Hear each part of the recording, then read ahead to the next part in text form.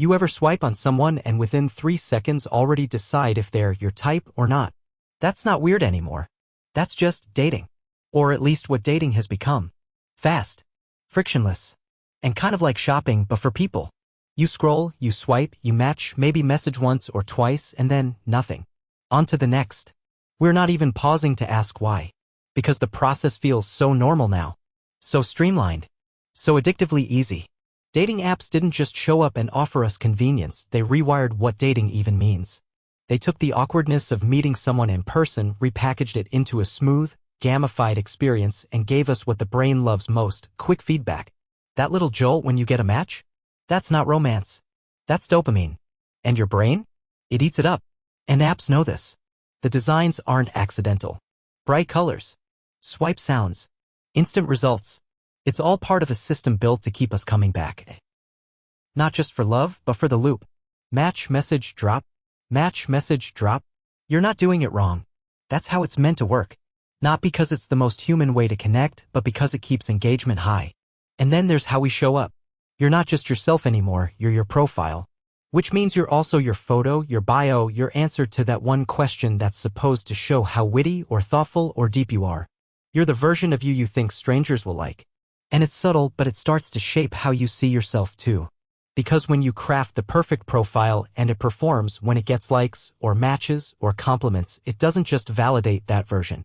It makes you question the quieter parts of you that didn't make the cut. You start curating not just to attract others, but to feel worthy of being chosen. And that's where things begin to shift. It's not just dating anymore, it's branding. But here's the twist. When everyone's curating, everyone's guessing. We're not just trying to find a real connection, we're trying to be someone who feels connectable. And when you're guessing and performing and adjusting constantly, the line between who you are and how you show up gets blurry fast. And that's where the real story begins. Not just with swipes and profiles, but with what this system slowly does to how we think about love, attraction, and even ourselves. Let's talk about attraction first. Not the poetic, slow-burn kind from school hallways or coffee shop encounters, but the kind that happens in 0.7 seconds while lying in bed. Dating apps have made attraction instant, visual, and efficient.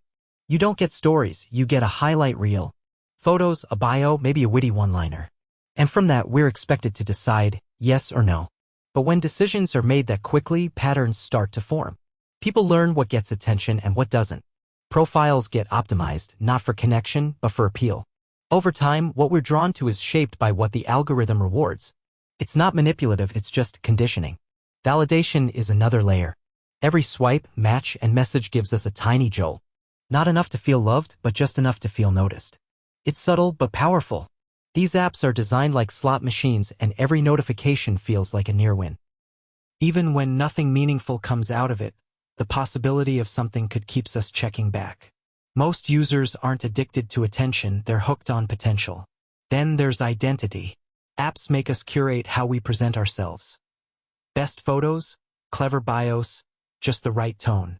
That's normal. But when we constantly fine-tune ourselves for the audience, we can start blurring the line between who we are and who works. It's not about being fake. It's about being liked. And in a space where we're trying to stand out while still fitting in, things get complicated fast. Still, this isn't all bad. People are more aware of how they present themselves. They're learning to express what they want, set boundaries, explore different kinds of connection. But it also means navigating rejection more often, facing silence after great conversations, and wondering whether that amazing match from Tuesday even existed. And the bigger question still lingers. Are we shaping the apps to help us love better? Or are they slowly shaping what we believe love even looks like? All the fast swipes, carefully picked photos, and little dopamine hits start to leave a mark, not just on how we date, but how we feel about dating. More and more people are feeling something called dating app burnout. It's not dramatic, it's more like dating slowly starts to feel like a chore. New matches feel like tasks. You reply with less energy. You ghost a little faster. Not because you don't care, but because your emotional battery's just running low. And when that digital habit spills into real life, it gets trickier. Quick matches and quick exits can make us more hesitant in person, too. We second-guess more. We wonder what else might be out there. The endless options that once felt exciting? They can leave us feeling more unsure, not more connected. But now dating tech is starting to notice. Some apps are limiting how many people you can match with each day, so you're more focused. Others are pushing for deeper chats.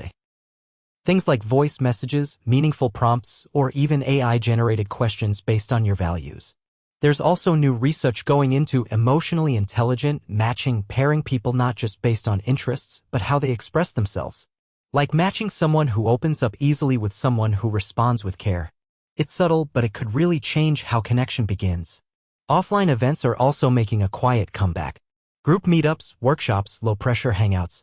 People still want real-life connection, they just want a little help getting there. And with better safety tools like live location sharing or ID checks, that step feels easier to take.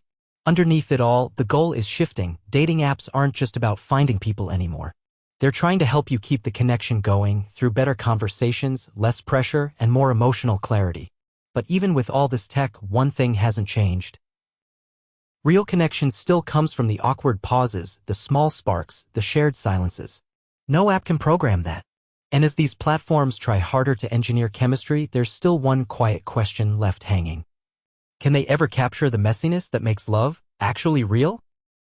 So after all the swipes, matches, voice notes, awkward replies, and ghostings, what does this actually mean for love? Here's the thing, love hasn't disappeared. It hasn't been replaced by apps or lost in a pile of unread messages. But it has changed shape. It used to grow slowly through shared time, inside jokes, long silences that didn't feel awkward. Now, it often starts with a picture, a prompt, maybe a "what are you up to this weekend" that might lead somewhere or fizzle out by Thursday. Dating apps didn't ruin anything, they just sped things up. They made it easier to meet more people, yes, but also easier to leave people. You can exit a conversation with a single swipe, no explanations needed. And when everyone feels one more match away, it gets harder to focus on the person right in front of you. But here's the surprising part, people still want something real. Most people aren't just looking to flirt or chase. They want connection. To feel seen. To laugh with someone late at night. They're just tired. Tired of repeating small talk. Tired of half-hearted replies. Tired of feeling like dating is a game with no clear rules. And now, with smarter tech and new features designed to help people go deeper, like apps that encourage slower chats, fewer matches, or even offline meetups, we're starting to see a shift. People want less noise. Fewer options. More meaning. Not because it's trendy, but because the whole endless swipe thing? It's quietly exhausting. So maybe love today isn't worse. It's just quieter. Harder to spot in a sea of half-finished conversations.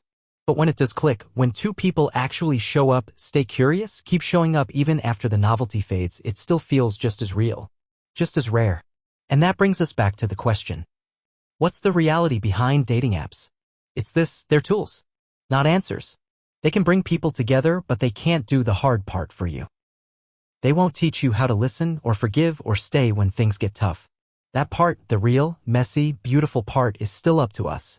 So maybe the better question isn't can we find love on dating apps? Maybe it's when we do, will we know what to do with it?